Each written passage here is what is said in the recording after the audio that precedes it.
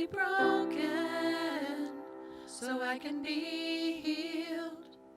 'Cause I'm so calloused and now I can't feel. I want to run to you with heart wide open. Make me broken. Make me empty so I can be filled. 'Cause I'm still holding onto my will. And I'm completed when you are with me. Make me empty till you are my one desire, till you are my one true love, till you are my breath, my everything. Lord, please keep making me. Make me lonely so I can be yours, till I want no one more than you, Lord. 'Cause in the darkness, I know you will hold me. Make me lonely till you are my one desire, till you are my one true love, till you are my breath, my everything. Lord, please keep making me.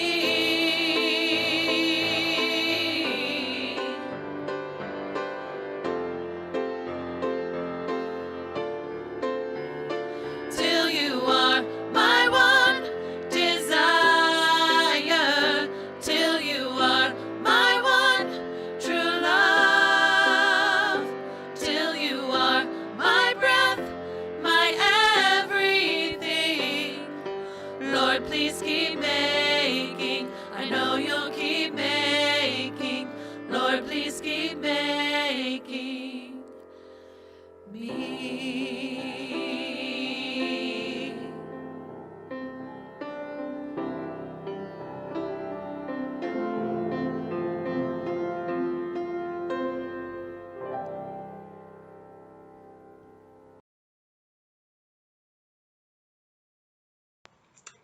Hey everyone, I'm Jen Mayer, and this week Father Mike talked to us about how Jesus can grow our faith using relevant teaching. And by that he meant teaching that we find to be both true and actually helpful in our real lives. And I thought it'd be good to dig a little bit deeper into that. And I thought maybe a good place to start would be to think of an example of something that has been really relevant teaching in mine. And so I was thinking about the idea that somewhere in life, people help me understand that it is better to get people on board with an idea than simply tell them your really awesome idea.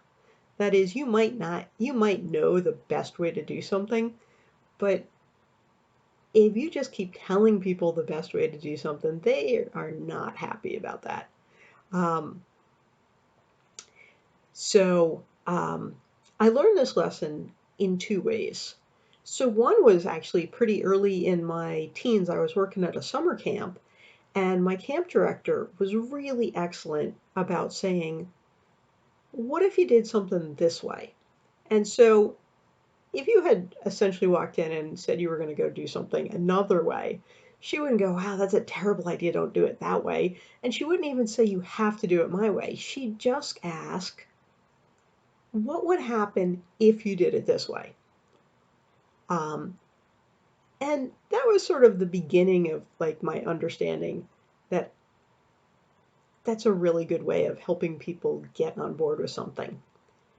But the person who probably perfected that idea in my life was a pastor I worked with years ago, who was very good at helping people essentially to think that whatever he was suggesting was their own idea.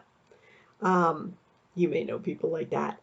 And I remember I was aware that he could do it because I knew he'd done it to me.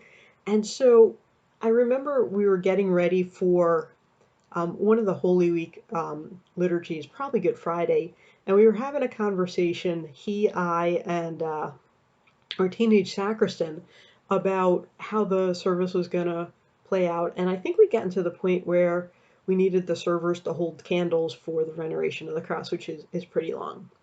And the sacristan had an idea that we should use like the big heavy candles there, and the pastor kind of instinctively knew that that was a bad idea. Um, but rather than saying, I think those are too heavy, he just asked the question, "Hey, do you have any idea? Like, are those heavy to hold?" And so um, he said, "Well, probably not." He said, "Why don't you go grab one?" And so the sacristan leaves the room we're in, and I remember just looking at the pastor and going, "You're going to make this his idea, aren't you?" And he just winked at me and went, "Shh." And so the kid came back, and he said, "We got some other candles." And the pastor went, "Oh, which ones are you thinking about?"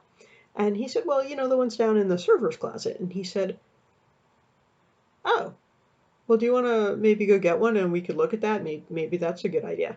And so he never said, "Yeah, that's exactly the ones I wanted you to use." He just went, "Oh, that's interesting. Maybe let's look at them." So the sacristan brings it back, and I just start smiling because I know that he's already won this little encounter.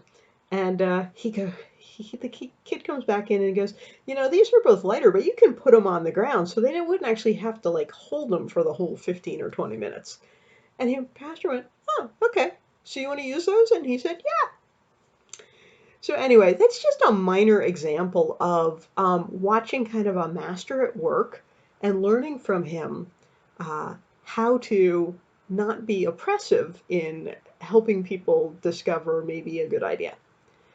Um, so if that's an example of practical teaching, it's not a rocket science kind of idea. How does that help? How's that an example of how that might help us grow faith? Um, and what I want to propose is that the more I watched that pastor interact with people, the more interested I became in how he did it because he never seemed to have an oppressive hand. And so the more I saw it work, the more I watched, the more I was interested. And effectively, the more convinced I was that he knew what he was talking about. So when I find teaching that is true and helpful, I seek out more of it and I seek out the source of it. So that's the first part of how that helps is, once you find one good bit of advice and then you find another and then another and another and another, life starts to get easier because you're not fighting the whole time or you're not fighting, running uphill. Um, but the second thing is you seek out the teacher.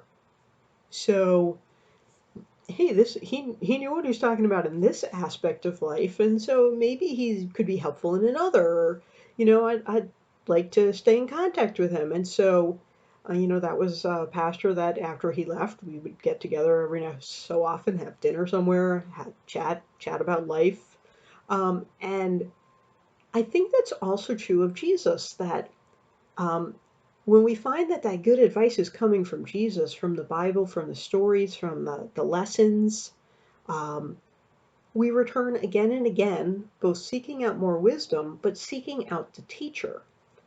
And if we're talking about how that grows our faith, um, let's just look at faith as this moment where I put my trust in God. I trust God.